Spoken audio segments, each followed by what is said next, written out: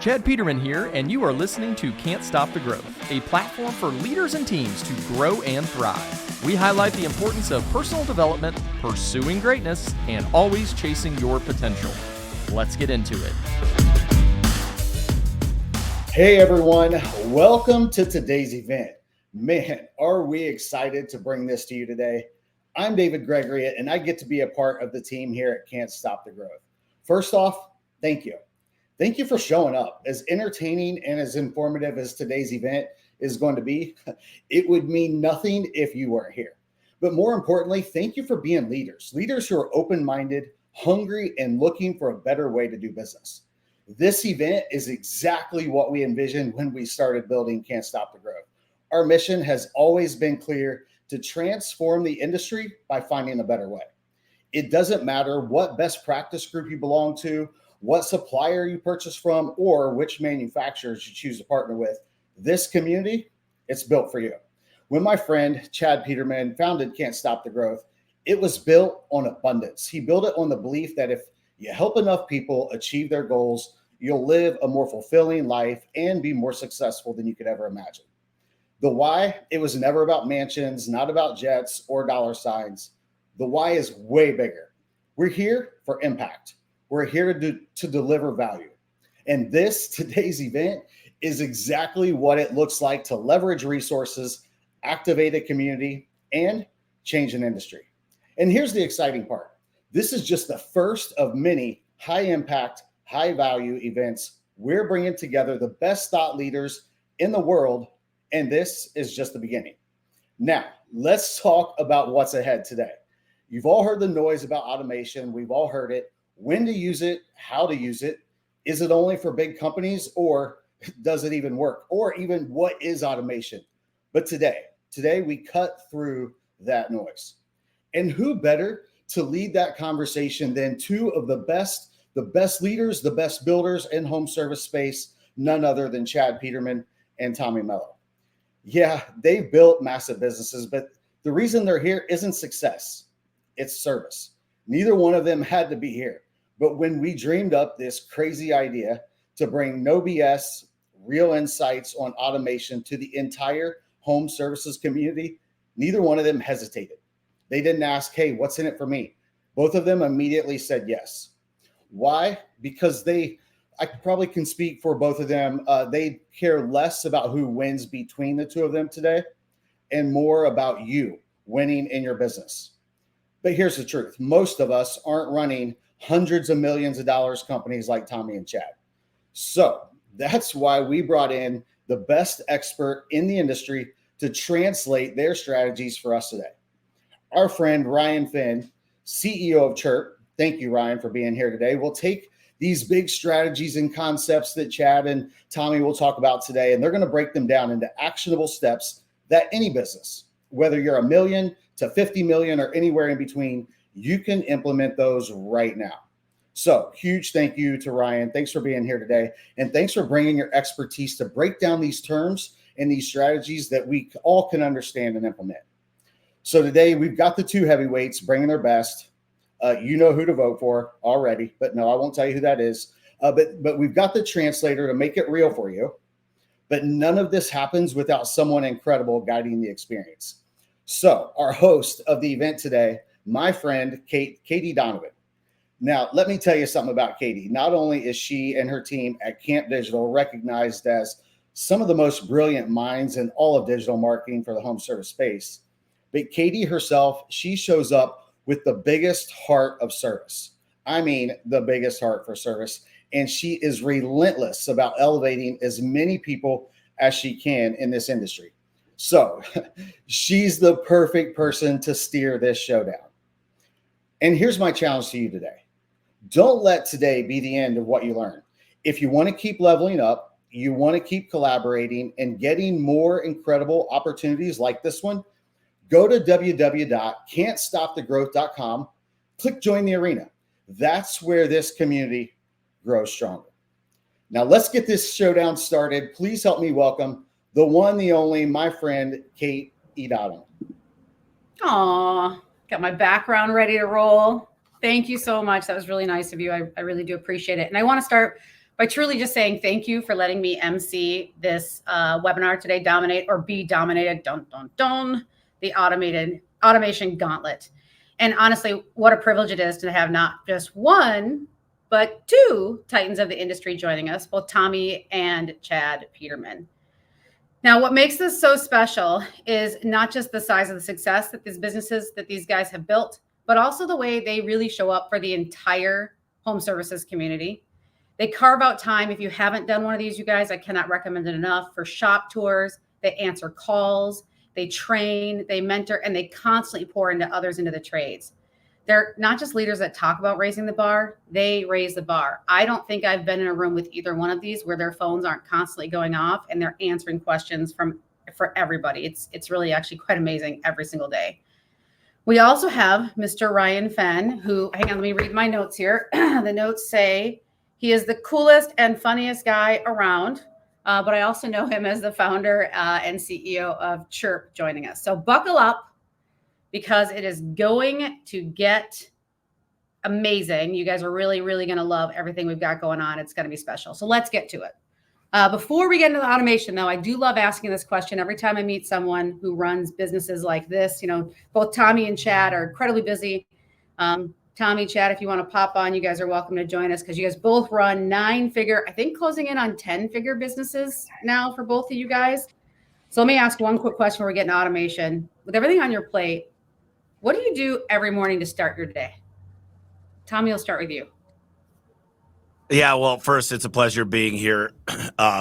Me and Chad have known each other a long time. I remember the first time I met Chad. Super humble guy. I didn't come here to beat Chad at really anything, because we talk a lot and we're in this little group together where we share everything. So it's going to be fun. Yeah, although I'm competitive, so vote for me. But I'll tell you what, I wish I could tell you it's a perfect science. I've been in a hotel room more in the last 2 months than I've been at my house. I'd say playing with my dogs is probably the most important thing, in kissing Bree. Good morning. But if I am at home, usually, you know, I'm very fortunate. We hired a chef, and he cooks some of the best homemade meals I've ever had. So I start the day. I work with Dr. Jerem. I take a lot of supplements. So getting those supplements is very important. We've got a sauna and a cold plunge. I wish I could tell you I did that every day. And I'm always learning something. The Wall Street Journal's sitting there. I don't read it all. I look at the headlines. And usually I do a little bit of whiteboarding. Today I whiteboarded for 30 minutes. But it's not a perfect science for me. If I could be at home more, it would. But I've been living on a plane a lot more than I'd like. And just make sure I look at my calendar. Me and my executive assistant, Ashley, go over the whole day. And I go over what's the most important things. Without her, I wouldn't know when to start or stop. I wouldn't have been here on time. I wouldn't be organized. My notes wouldn't be printed out.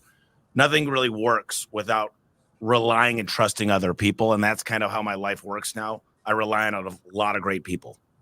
I love that. Chad, how about you? How do you start your day? You guys run amazing businesses. What do you do in the morning first thing? Yeah, so I'm up early. I like to be up early. But for me, it's just getting in the right mindset. The day is going to throw things at you that you weren't expecting. There's going to be ups, downs, in-betweens, all of those things. And so for me, it's getting in the right mindset. Usually do that with reading a little bit. And then for me, the most important thing is writing to my kids. So I journal to my kids. It's kind of my own journal. So they'll probably see things in there like, oh, Dad was really having a bad day that day. But the hope is that they see that. And, one day when my daughter can she's working on the reading. She turned 7 on Friday. When they can, really comprehend, I hope it's something helpful for them, and it's helpful for me too, just to get my thoughts down on paper. I love that. All right, well, here we are. We're trying to figure out who the king of automation is, and you cannot escape it. Automation and AI is absolutely everywhere. So with that said, let me start with the first question out of the gate. What is automation? What does AI mean to you? Like in general and in business? Chad, what about you? What does AI and automation mean to you?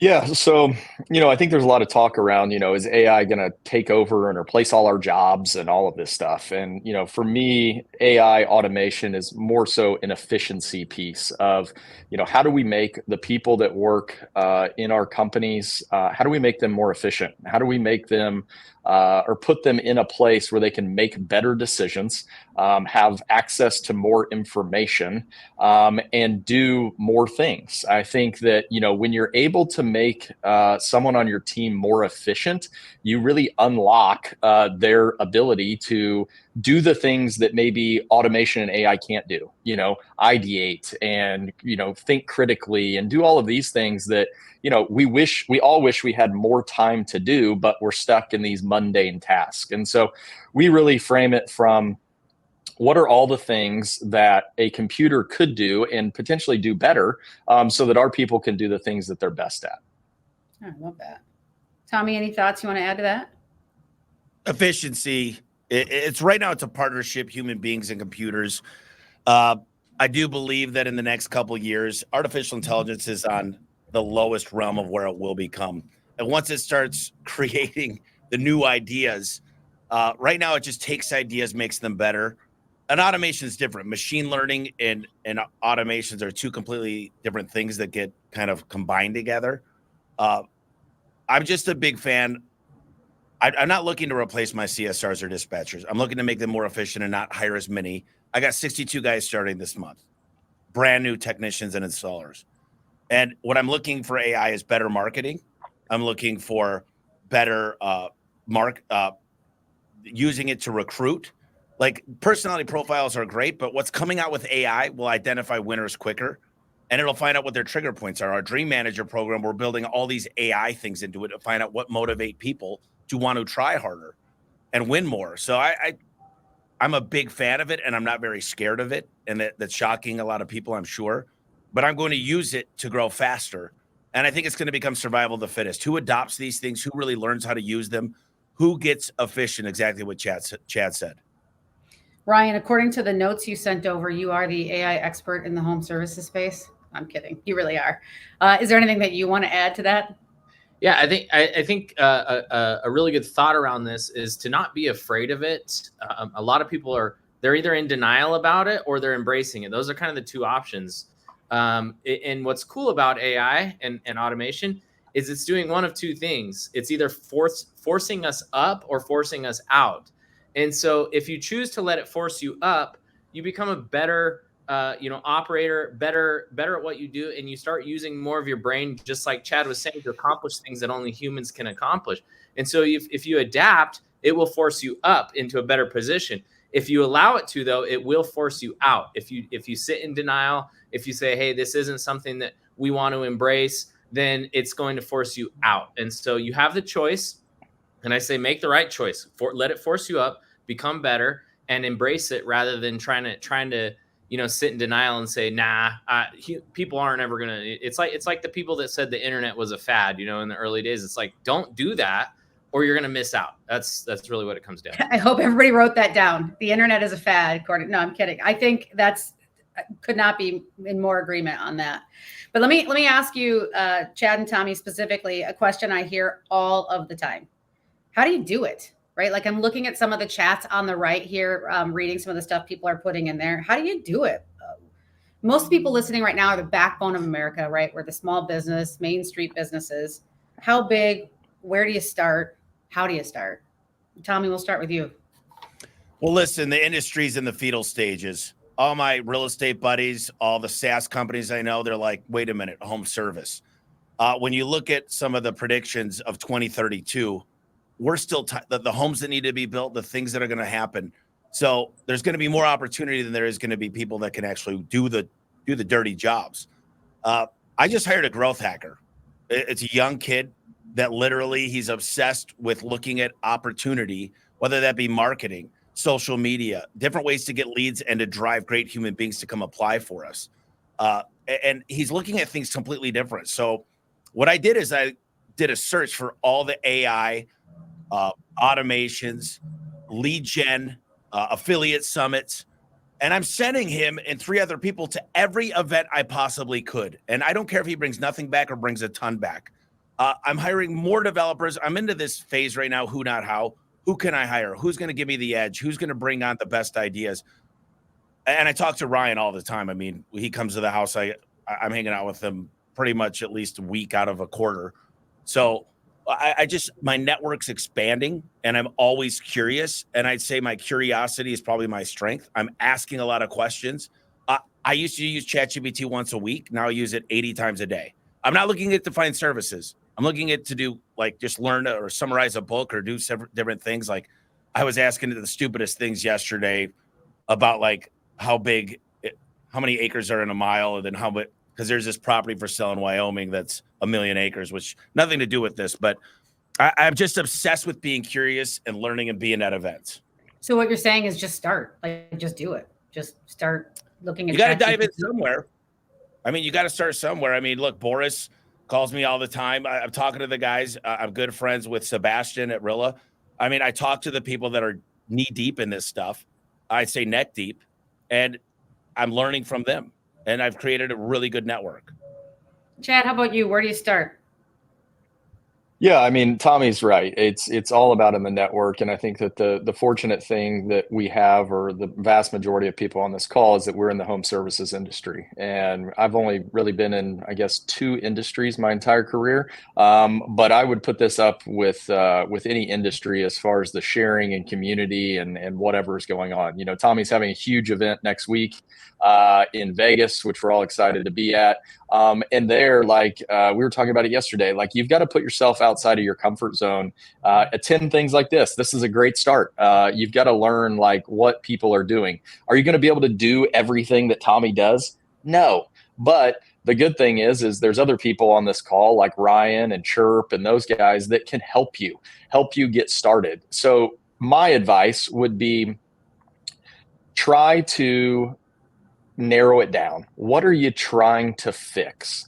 And then who is the partner that can help you do that? There are a ton of shiny objects. If you go to Tommy's conference next week, you will see every other vendor is some AI or automation person there. Trust me. And they've all got good stuff, right? Like there's good products out there, but I think sometimes we can get weighed down with like, well, I'm using 18 different products and, you know, you don't know what's up or what's down and you're all over the place. Like if you start small, I think the good thing is we're having this conversation today and we're just on there's so much more to come. So like if you start now, where are you going to be at in a year? Like you don't have to solve every single problem today or after this call. Just break it down like you would any problem in bite-sized chunks. But I think the key is not having the shiny object syndrome. If you don't have the resources, well, what do you have the resources to do? And then action upon that. Don't just say, well, I've looked at all of these, but well, what have you automated? Well, nothing yet. We're working on it. So I think that's a key piece is you solve it just like any other problem, even though it's kind of a shiny technology and we think, oh, it could do everything for us. Yeah, it probably could, but you're going to need a hell of a lot of resources to pull that off. That's a phenomenal segue. Like I want to talk specifics. Everybody who signed up wants to kind of pick your guys' brains. As I said in the introduction, you guys have both been incredibly generous with your shop tours and the time you guys spend with people in the space. So I think you guys are kind of uniquely qualified to answer this question. Katie, I need to add to that before you ask that question. Though. Sorry, Ryan, go ahead. No problem. But a lot of times guys like Tommy and Chad, they're looking at things from the macro because they're at the top, right? They're not really where the rubber hits the road every day. And so sometimes the answers can be overwhelming for people from that level. And so I want to give a little bit more of a direct, like logical answer that says, yes, I can start with these things. And the point is that when I started in automation about 12 years ago, when somebody showed me the idea of building a funnel, I was like, my mind just like started to just like expand and blow up, and I started to get really overwhelmed. And what's crazy is right now, I'm still with what's happening in AI and everything. I'm still super overwhelmed by I'm looking at things going, oh my gosh, I have so much more to do. Even at my level, I'm going, holy crap, I'm falling behind. There's so much to do. So what I wanted to tell people is, when I started, I was generating leads online and I would text those leads. And then I built one automation just one that said, when a lead comes in, text the lead first. That was the start of 100 different automations, but it led me down a path of automation. So when you're looking at your business, just like Chad says, you don't have to solve all these problems. Solve one automation problem, and then you go, oh, you know what? That wasn't so hard to do. Let's work on another automation. And pretty soon after I figured out that first one, I had an entire lead conversion funnel built, and I was spitting out appointments on the other end on autopilot through all these steps, right? But it started with one very basic, very simple automation. And you need to lean on people who know how to do this stuff that can help you set them up. There's simple clicks that happen to set these things up. And next thing you know, you have a task that's being completed that before you were paying a human to do.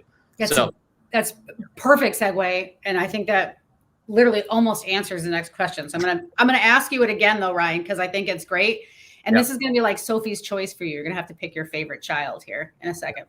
There's not many people old enough to know Sophie's Choice, but where does a small business start, Tommy? Like where do we go specifically?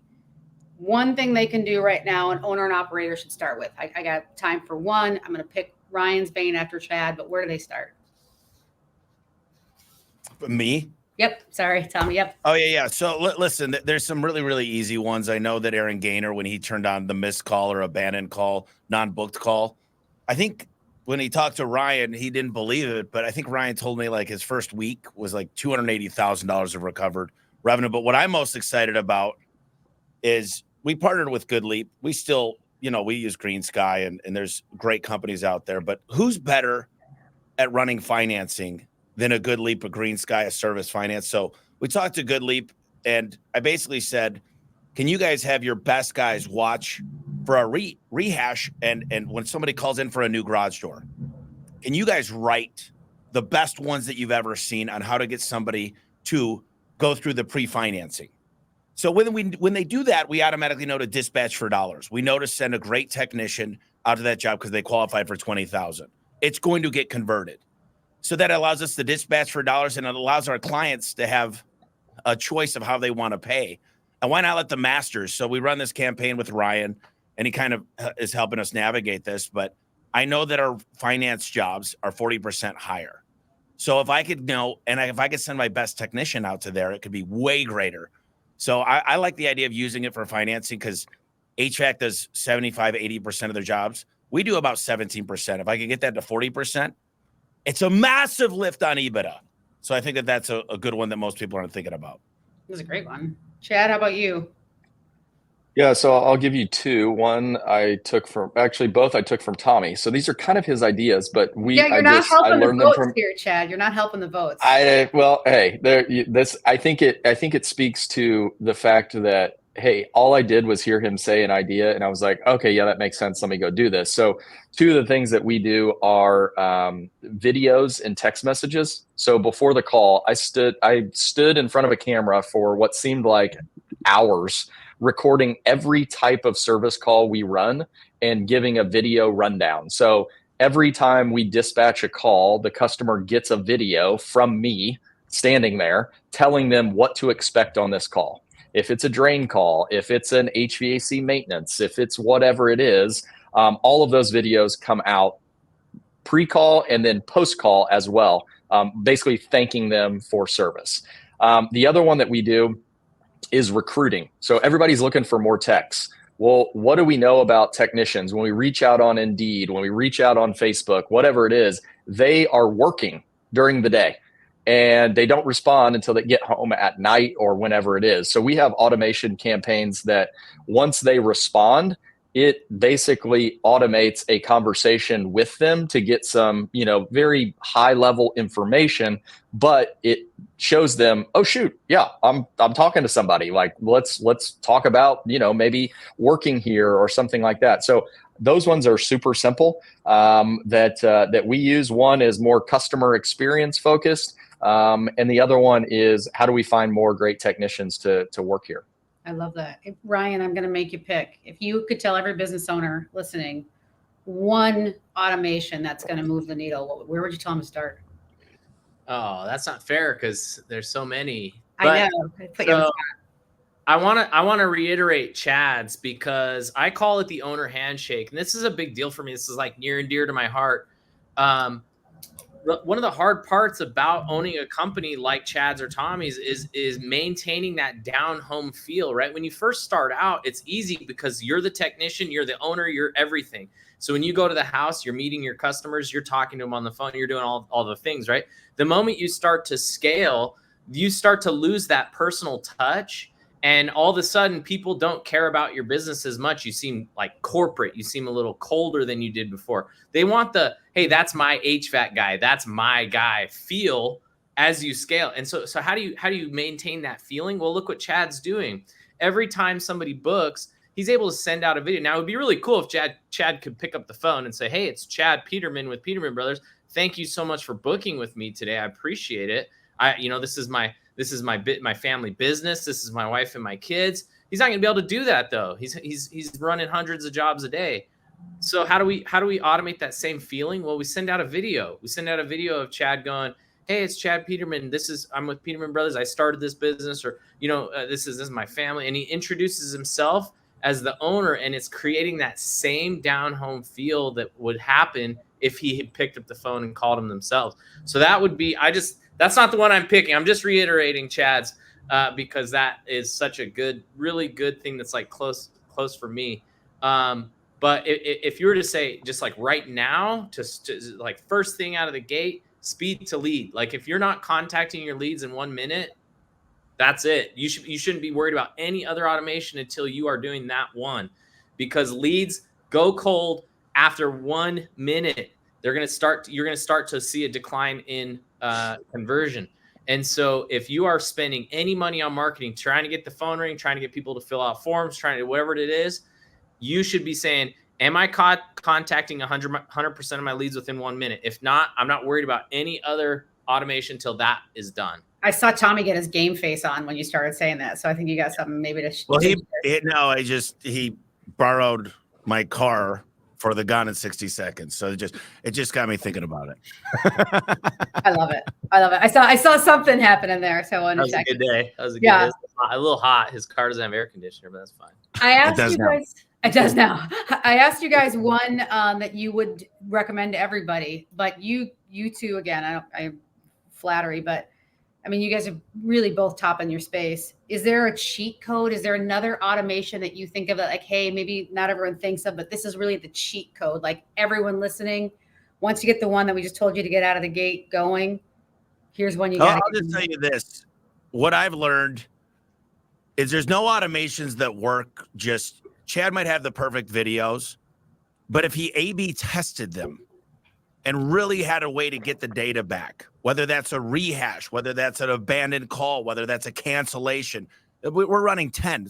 Some of them are just product warranties. What to expect from your technician. And the technician should get it too, to remind them that we're going to talk about this. We're going to offer this. So that way they know the client got it.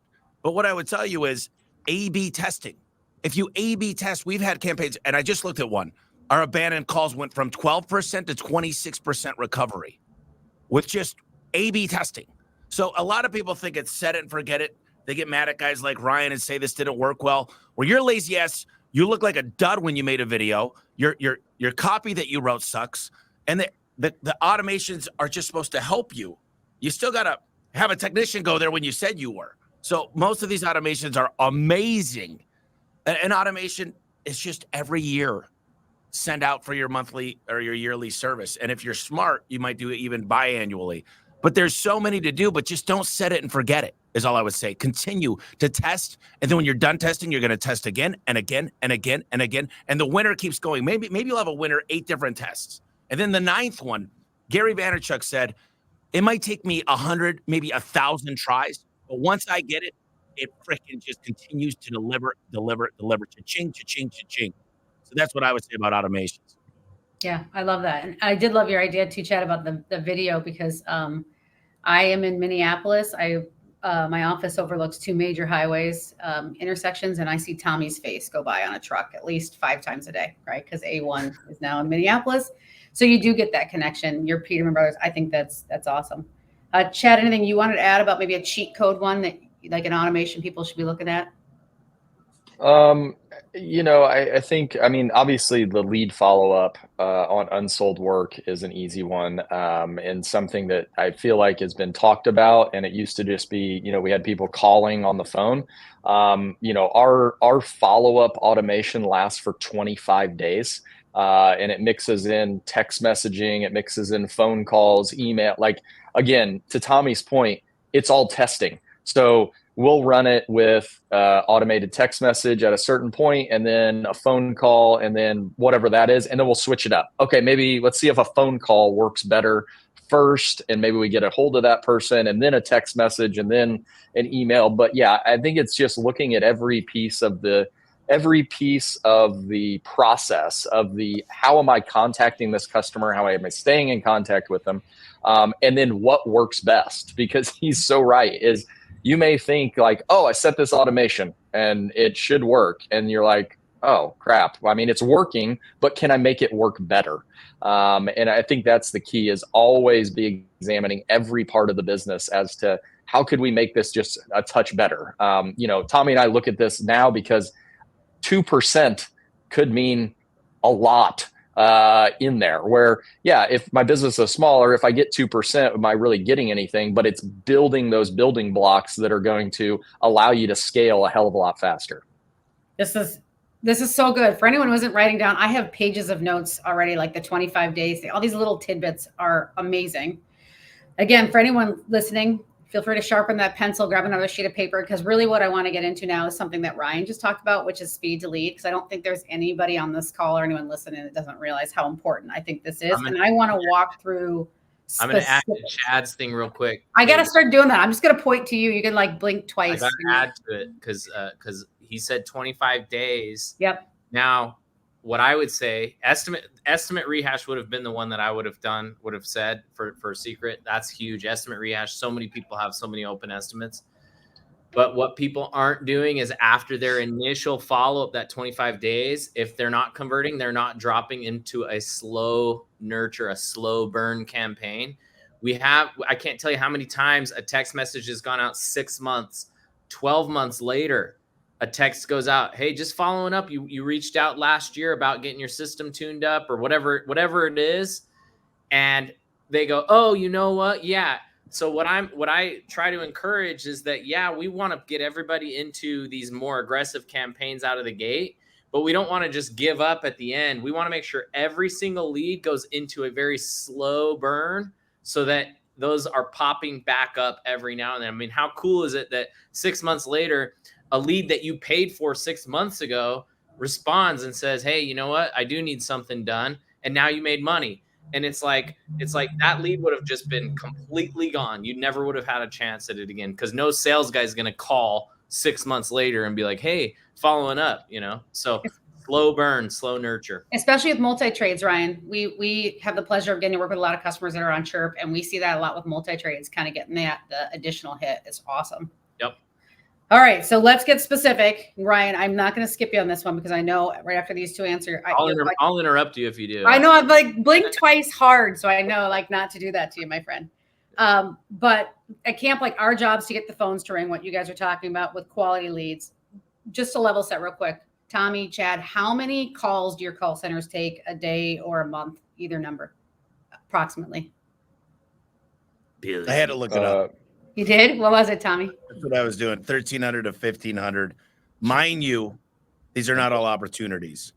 So because I have 7,500 call tracking numbers, we tend to get a lot of spam.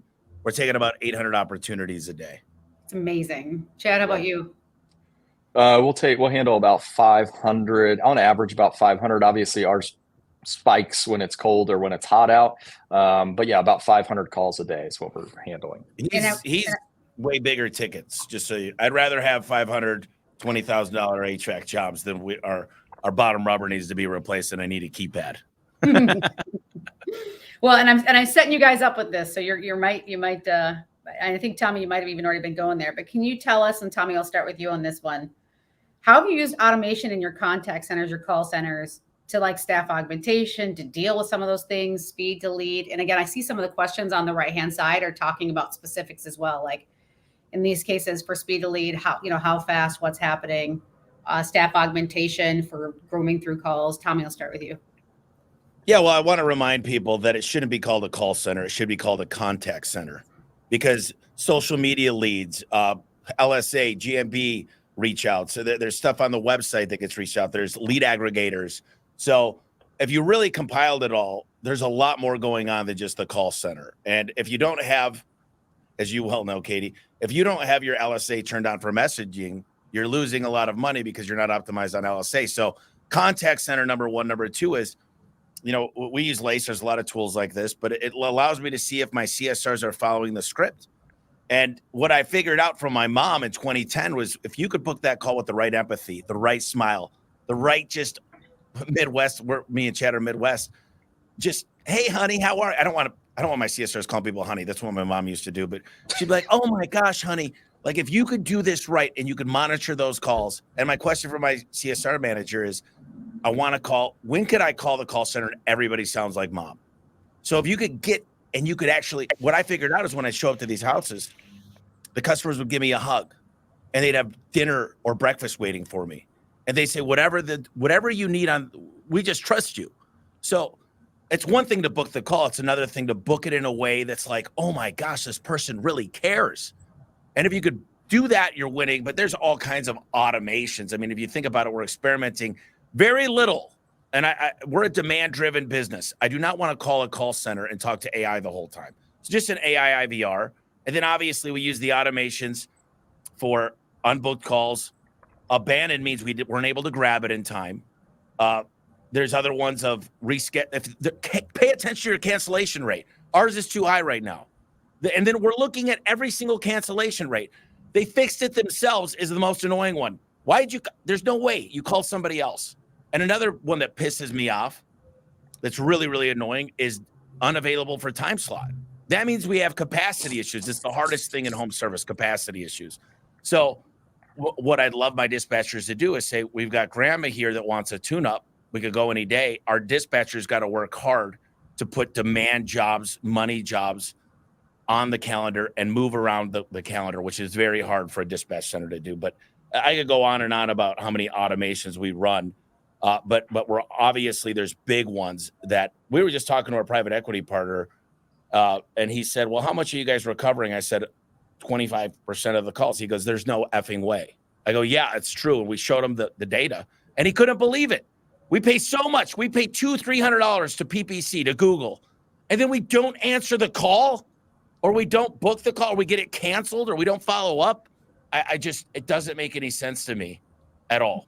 Anyways, cool. I just get a little frustrated. No, I love it. And I think everybody else does too. They appreciate it.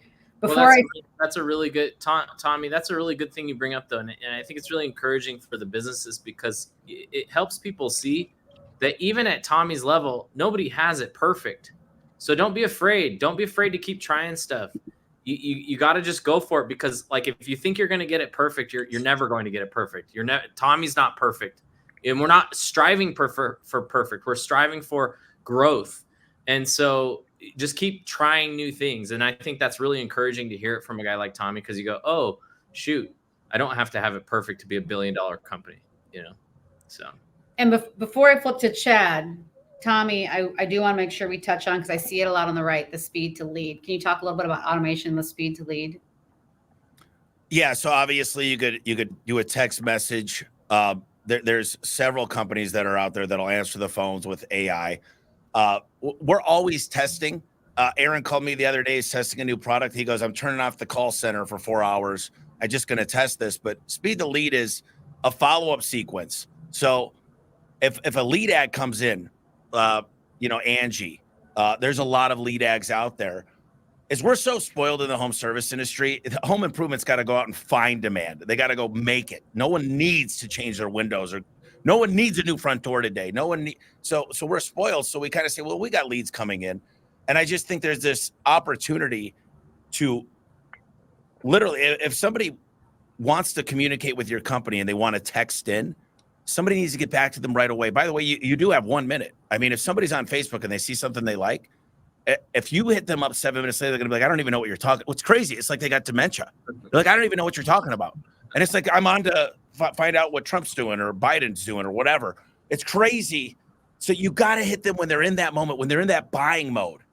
And I think it's so what I've learned, I go on a website now and I'll be like, I like those shoes, is they're just capturing my discount to be able to remarket to me. And the AI is smart enough now that I could have a conversation with me. I just had to go long distance for my Verizon when we went to Hungary. And I was able to do it in 3 minutes just talking to AI. That's how advanced it is. And I actually really love the experience. But every lead that comes in, you need to get back. It needs to be an automation. It needs to be. I would have automations over humans all day long because it happens in real time. It's a trigger point. I don't have to wait. Somebody's at home, cooking a meal at night. And I've got CSRs that actually used to take home the phones. And now I want to get that automation going and get them excited, get them to a landing page and set the appointment. That's how far it could go. It could set the appointment. It could set the lead.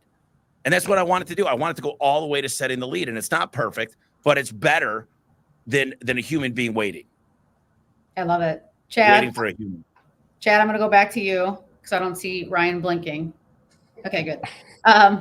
Some real results. I want to be specifically talking about in the contact center. I can be taught, Tommy. In the contact center, how are you using any of the AI automations and then speed to lead? Yeah. So, for ours, it starts, and I think it kind of leads into how we kind of introduced AI kind of call booking, call handling, however you want to call it. And we built a piece of software on top of Service Titan that basically looks up the customer account when they call in and is using AI to guess why you may be calling. So, for example, if it looks up your account and you've got an appointment booked today, most likely you're calling to find out where the tech is, to reschedule, there's a lot of things that AI can handle. Like if you're calling and you have a same day appointment, you just want a fast answer. Like you don't need to talk to a human. And also we don't need to tie up our really good CSRs with answering a silly question. So we're able to route those calls right to AI. Which is great. So when I had them run these numbers. Mr. Matt did all this for me today, so I appreciate him. But we're handling, so our call handle, so the 500 calls we take, 40% of them are handled by AI. The other 60 are handled by live CSRs.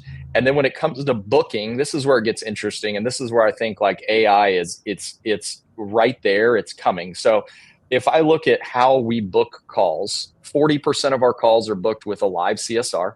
38% of our calls are booked online.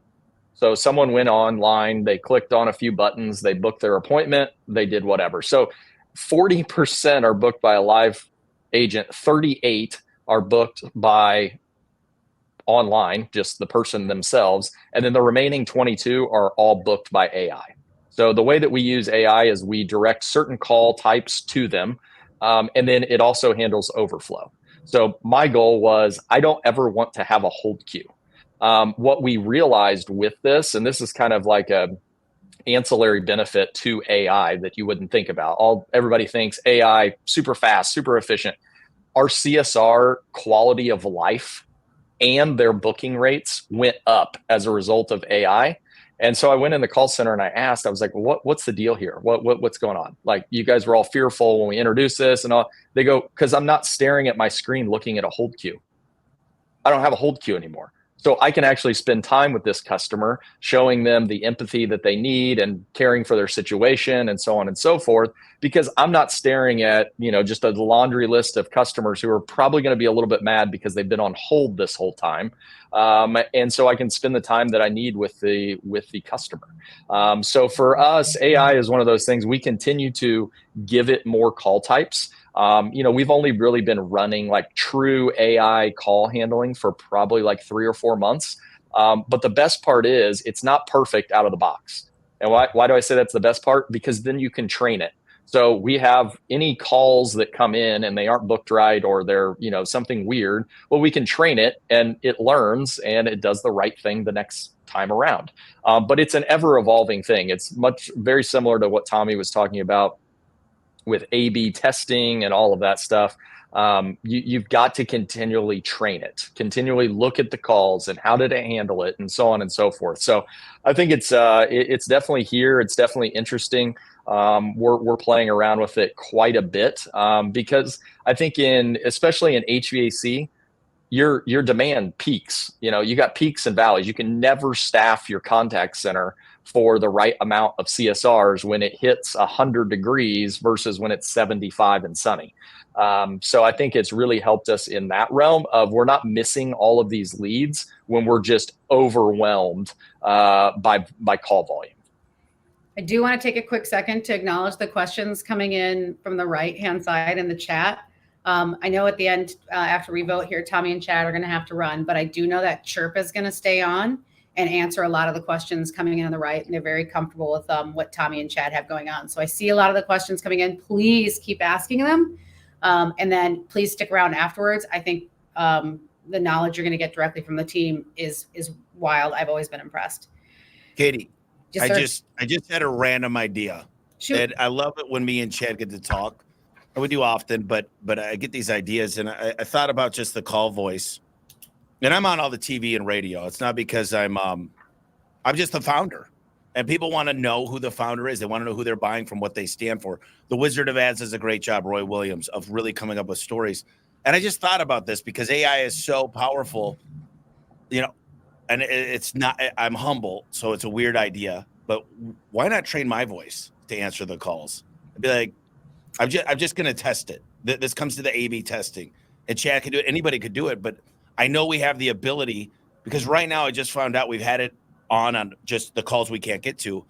And for the first time ever, it's at an 85% booking rate, which is phenomenal. Now we're at a 90% booking rate, but I'm willing to lose that 5% to get to that call when they want to get to it. So yeah, it's awesome. That's great. Anyways. No, I think that's a great idea, especially when your brand is you. Same thing with Chad, with Peterman Brothers. All right, now Ryan, I know this next one is right up your wheelhouse. So I'm going to have these guys answer, and then you jump in. I'm looking for the blinks. But I've heard multiple people talk about the 60 seconds versus the 5 minutes, right? What does that mean to your business? Do you guys have stats on that you can share with people about if you get back to them in that 60 seconds versus the 5 minute mark? What does it mean? I saw people asking about profitability. What does it really mean to the business, to bookings, profitability? So I'll just tell you, one of the tools we're working on is when the customer views we send them the options when we don't. So if they don't close right then and there, it'll actually send us a message saying what the client's looking at. Are they looking at an HOA door? Are they looking at financing? Are they looking at a really high-end door? Are they fascinated by our trademarks with Max Life Springs? And the best time to get back to that client is in real time. Our sales guys get a message. This is something that's deploying here in the next month. And I just know, because a few friends of mine have deployed this, and this is what I talked about, networking and getting ideas, is this idea. And by the way, what they do is they got a separate charge if you want to use the financing. So pay with your money today or this other one, and you're able to collect those fees, which some of you guys know this. If some of us pay a dealer fee of sometimes 2, 3, 4, 5%, or sometimes it's 10%, that will recover $4 million of bottom line EBITDA for us. And it'll help conversion rate, because they almost think you're like Nostradamus. How did you know to call me right now? Well, we got an alert that you were, it's just hitting. If you ever read Marcus Sheridan books, he used to set this up in HubSpot way back in the day before they have the technology they have today. And if you know what the customer's looking at, even before you go out there, you could start dispatching for dollars, and you could have the samples of the doors they want to see because you're prepared. That's another way to do it. And I know Chad will have some answers on what you can do with 1 minute, depending on if it's 1, 3, or 5 minutes. I mean, nobody wants to wait. I've got choices. I'm going down to the next one on Google. I'm going down to the next one with the great reviews. If my business isn't as important to you, I'm moving on. I am not waiting. Unless I'm in love with these people, or they're a friend, or I'm just impressed by their reviews, I'll wait longer. But most of the time, I'm just moving on as a consumer. Chad, any thoughts on the 60 seconds versus 5 minutes and what it actually means to the business? Yeah, so I don't have any stats on that. But yeah, I mean, it makes sense, right? If you called and have to wait on hold, and you have a emergency, like in our business, we're solving for customers, are you going to wait on that or not? I think about that, and it's, I think, important to keep in mind as you're building automation and AI is like, what would you as the customer want? Oftentimes we think through the lens of the business owner, and it's like, we're trying to drive revenue and maximize calls and do all of this stuff. But like, what does your customer want? Like, what are they expecting from this? And, I think a lot of the pushback on like AI is like, well, no one's going to want to talk to an AI agent. Well, there are certain situations where, like I have a problem. I need to explain this to a human. I need to talk to your manager. But there's also times when they're calling probably from work and they just need to book an appointment. So does it make more sense to quickly book that appointment or to leave them on hold so that they can talk to Susie, who's going to, talk to them and do all of this stuff? They probably just want to book. I mean, my data shows that the same number of people call as book online, meaning that they're not really interested in who they're talking to. They just want to book the service. Ryan, do you guys have any stats on that? Yeah, speed to lead. So 1 minute versus 5 minutes. I call 5 minutes the danger zone because we're comfortable in that 5 minutes because it can actually be a profitable zone to be in. And so when you're in that zone, it's hard to say, well, I'm doing good, I'm making money, so why should I change anything? But the fact of the matter is 1 minute versus 5 is about a 4x less chance of converting. So if you wait, you have 25% versus like let's just say 4x, 25%, whatever you want to call it. That's how much it drops in that 5 minutes. It's a dramatic decline, and then it drops quite a bit more over the day. So 1 to 5 minutes is the biggest drop from a 400% chance to a 100% chance, which is kind of a weird number on how you measure it. But and then that drops down to like 50% over 24 hours, and then worse beyond that. The fact is, it's not 10 years ago. It's not 20 years ago. We spend our time on our phones. We are distracted like crazy. TikTok's got people all over. Their brains are all over the place. If I submit my information on your thing and I wait 5 minutes, I could have consumed 30 or 40 pieces of content in that 5 minutes. So it's like Tommy was saying, they get dementia. It's like, I don't even remember filling out that. What are you talking about? That was a lifetime ago. So it's only going to get worse. Like 10 years ago, you could sit and watch a 20-minute, 30-minute sitcom. People can't hardly do that now. They can't sit through more than a few minutes of entertainment before their minds are distracted. So you can continue to go, I can get to him in 5 minutes. I'll get to him. And everybody says that. They go, oh, I bought Angie leads. Those guys are scammers. Those leads suck. It's like, no, they don't suck. You suck. You need to look inwardly at your lead conversion process, because there are other guys crushing it with Angie or whatever lead ads we're talking about. Even local service ads now. I mean, I'll tell you this from the data we have from Google being at camp. You are now seeing that competitive leads and the message leads go to people. And originally it said within 1 hour, then it said within 15 minutes. Now it says within a few minutes.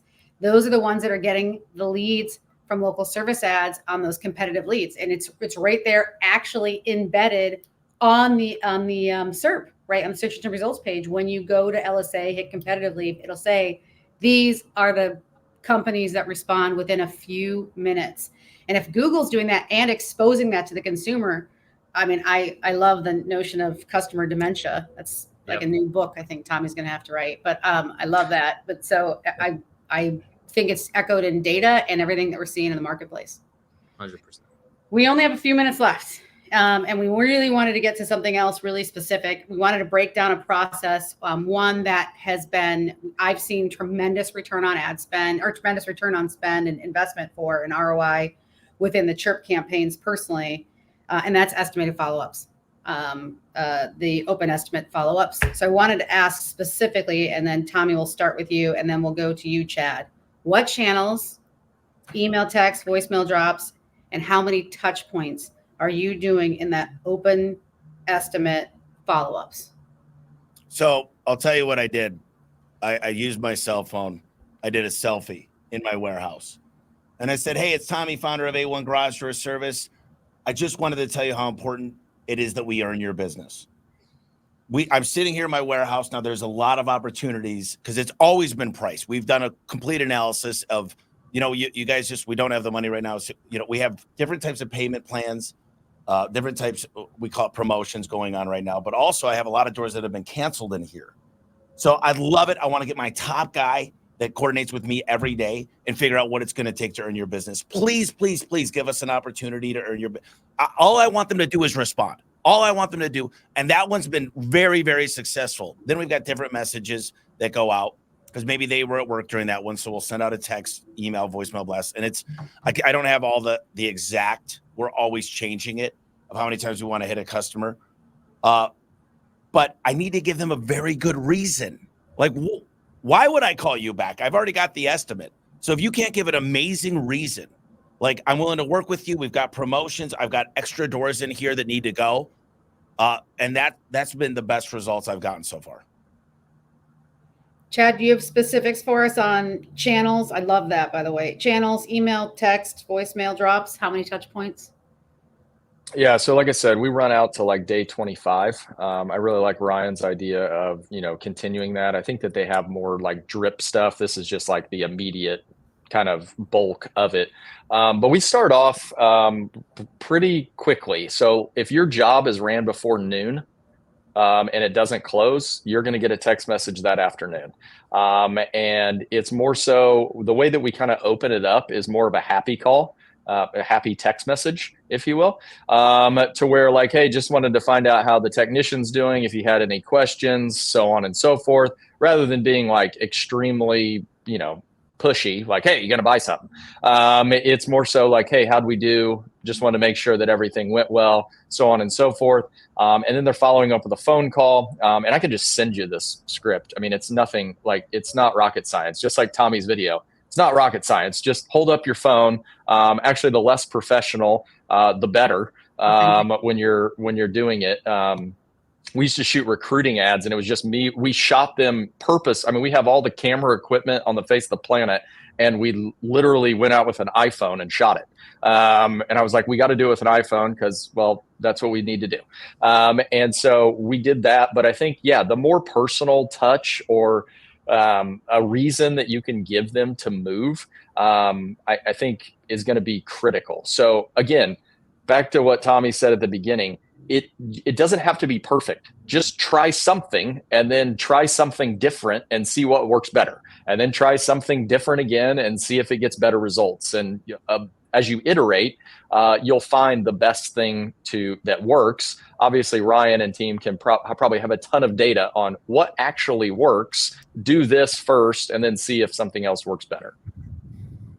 Yeah, I need to drive home that point because I don't like playing the game of, well, Tommy does it this way, so I want to do what he does. Or Chad does it this way, so I want to copy what he does. It's really important that you don't copy. And here's why. The country is big. There's different types of people in different places. You know your market better than Chad. Chad knows his market better than you. Tommy knows his market. And you need to test things and try different things. We start with like a template of like, hey, 14 days, 14, 25, Chad does 25. This is great. Anywhere in there is a great way to start, but you shouldn't be in the market just going, well, Tommy's the most successful guy or Chad's the most successful guy. I'm just going to do what they say. Because it may not work for you because you're in a different place. Like people in California have different temperaments than people in New York and Texas and different places. So learn your market, learn how aggressive you should be, and find that scale. Some people are like, I'm so aggressive that I have my standard operating procedure is I either get the job or I get a restraining order. Those are the only two things that are gonna happen. So you can choose to take that approach or whatever it is, but you've got to find that happy ground that works for your specific market, and nobody's going to be able to tell you what that is. PO or RO, purchase order or restraining order. I heard you say that. I love that. That's great. Yeah. Listen, we've got very short amount of time, so I'm going to give 1 minute to Tommy, 1 minute to Chad. Can you mention one more automation that you haven't already mentioned that you wouldn't run your business without? Tommy. Yeah, this one's a really simple one. When we got on Service Titan, the technician sends a message on the way, and I want him to take a very professional picture of him smiling. And I want pictures of his family, and I want what he loves to do. And I want him to tell a story of why he works here in that message that goes out to the client that has an Uber-like picture. It's not a mugshot. It's a simple picture. And if you want to set yourself up for success, say I've traveled to 47 states. I'm a big traveler. One of my guys actually does this. And what's the first question to build rapport? What 3 states haven't you been to and why? So like, it's a simple thing that I just think a lot of people fail at. When you take and then I see when I go to different shops, there's no picture. No one's taken the time to fill out that profile to really make a difference. A clean van and a story why you work there, why you love why this job is important for your family. Like, people love that. And it's so simple. And a lot of people that are listening right now just haven't done the easy thing. Like, please make sure you put them in the best light. Make sure they're smiling. Make sure they're excited to serve the client, because that no matter what that's going to go out, they're going to be like, well, how far away are they? It's an Uber-like feature. So that one, I think, is a low-hanging fruit that not a lot of people do well. Love it. Chad, you have one for us in a quick 30 seconds? Yeah, I mean, I think just to piggyback on that, I think anything that you can automate that can tell your story. People relate with stories. Anybody, what do we say about this industry? Every Chuck in a truck can do this job. Yeah, there's probably hundreds of people in the city of Indianapolis who can put in a furnace, and they can probably do a decent job. But why are you going to do business with me over them? And so our goal is there any other things? I think those are all great ideas. Is there any other things that we can put, again, the technician in a good light, the company in a good light? Like, they need to know who you are. And with technology today, yeah, you can shoot a quick video and just tell the customer, you know what? I just really thank you for putting your trust in us. We're going to take care of you. And if they don't, then let me know. And we'll fix it. We're going to make mistakes. We're going to have boo-boos, but at the end of the day, we're going to stand behind our work, and we're going to fix it. So, I think the one that we're seeing a lot of success with, that I would urge anybody to do, because it's super simple, is the what do you call it, Ryan? The owner's handshake. Yeah. Like, to me, that one made so much sense to me, because it's like, yeah, in a perfect world, I would get to talk to the customer. If I have to handle a customer issue, like, it makes it all the way to me, guess what? They're going to get taken care of, and their mood changes drastically. So how can we set that scene from the very beginning? I love this. If you guys missed it, if you didn't hear that, that was the best piece of advice on this entire podcast. Any chance you can get to tell your story. Facts tell, stories sell. That's the ultimate piece of advice. Any chance you get to add a little piece to your story to your customers, that's the money. That's a great segue, because now it's time to vote. And I think, Ryan, you said you're voting for Chad, which, I mean, next time you're at Tommy's house, you're going to have to live by that sword, my friend. But now it is time to vote. Tommy, plenty. We're good. Yeah, that's right. This has been amazing. Honestly, I want to thank Chirp for putting this together. Can't Stop the Growth for the amazing forum, and Tommy and Chad, because I know you guys are crazy busy. I'd love to see if we can get that poll up so that people can start voting if you haven't already. But who do you guys think dominates on automation? We now know who Ryan's vote's going to. No walking that one back. And again, please, I know Tommy and Chad have to run, but the Chirp, all these questions on the side were amazing. And I know the Chirp team's going to stick around and answer a lot of them. And I don't think there's anybody better in the business who can do that. I just want to say, appreciate you guys for doing this. The biggest thing I see with just younger entrepreneurs, younger in businesses, they don't dream big enough, and they don't reverse engineer where they want to go. They don't know the stats. They don't know how to play the game. And I'm a competitive SOB. Give me the rules of the game. The rules of the game are booking rate in your contact center, conversion rate, which is a lot to do with recovery, average ticket. If you could offer something in an automation in the middle of the job, make sure to ask your technician about deco hardware. You could send that out. You could make that fire off a service time through Chirp. Make sure you ask about this and get a higher average ticket. And then cost per lead, which automations help with. If you know the rules of the game and you dream big and you reverse engineer it and you know the stats, you can fix them. Love it. Money. It is. David, anything else you want to grab back before everyone starts voting? Man, that was gold, Katie. You did a great job. Tommy, Chad, thank you guys so much for giving an hour of your time. So much gold. We have a ton of questions that you guys are probably going to have to answer, because now people have more questions for you. So, man, great job. And thank you so much for all of you who showed up. Ryan, thank you for taking those strategies that Tommy and Chad delivered and breaking it down with actionable items that every single contractor could take and use today. So, man, the first Can't Stop the Growth Showdown, it looks like, and I'm a little partial and biased because I am from Can't Stop the Growth. And Chad Totally. So Tommy, no disrespect, but it looks like Chad Peterman is going to be wearing the crown for Good. the I want that. He has a But better in the speaker. end- I'll give it to him all day. In the end, we all know that every single person in attendance was the winner today. So thank you guys. Great job. And everyone, have a great day. Go do the test at Chirp and see how you can implement those strategies. Tommy's like, I'm out of here. Forget the screen. Yeah, he's gone. All right. No, I love it. Yeah, deserves a win. Thank you, guys. Bye, All guys. right, see you, man. All right, see you guys. Thanks for tuning in. If you'd like to connect with me personally, you can find me at chadmpeterman.com. To see what our team's up to, you can visit petermanbros.com. Don't forget to check out the YouTube channel and consider joining the CSTG arena. As always, keep growing out there.